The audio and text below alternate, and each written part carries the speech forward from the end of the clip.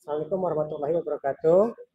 Kawan-kawan, saya ketemu dengan Pak Bambang Irawan nih, Ketemu sebagai ya. sejarawan yang ada di Provinsi Banten, tepatnya di Kota Cilegon. Mm-mm.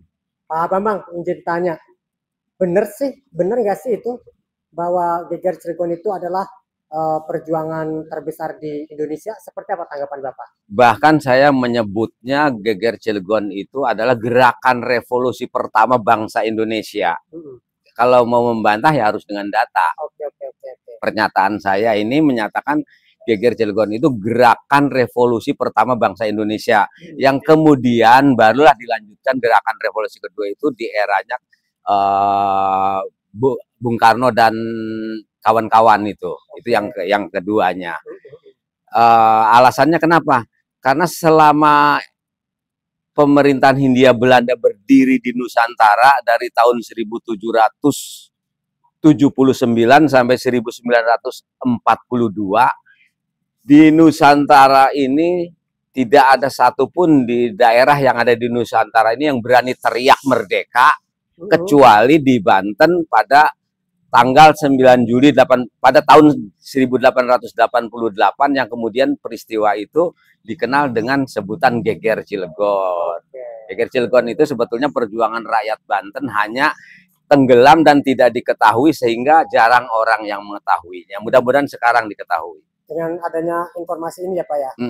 Kemudian begini Pak Bambang, sampai saat ini itu banyak masyarakat, terutama kalangan-kalangan yang agamanya tidak Islam, mempertanyakan kenapa Cilegon tidak memiliki gereja. Apakah punya sejarah masa lalu yang seperti apa nih Pak Bambang dari segi kacamata sejarawan? Waduh, memang ini pertanyaan-pertanyaan ini sering datang ke saya. Bahkan ada juga yang menanyakan apakah ada kaitannya larangan mendirikan gereja di Cilegon dengan peristiwa Geger Cilegon. Jadi sebetulnya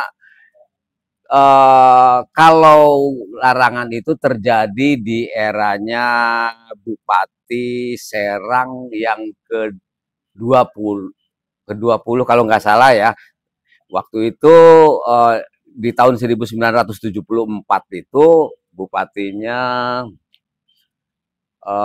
kan Cilegon masih merupakan bagian dari Kabupaten Serang. Iya. Kemudian 74 itu bupatinya habis masa jabatannya, kemudian ditunjuklah PJ. Nah, seperti kemarin pernah di gubernur juga terjadi tuh, PJ gubernur. Yang kemudian juga ada rame-rame juga tentang pagar laut ya. Kaitannya begitu. Nah, PJ Bupati Serang pada waktu itu juga yang bernama Ronggo Waluyo itu membuat kesepakatan dengan tokoh-tokoh di Cilegon karena waktu itu akan mendirikan PT Krakatau Steel. Karena bagian Cilegon itu merupakan bagian dari Kabupaten Serang pada waktu itu, PT Krakatau Steel akan mendirikan di sana.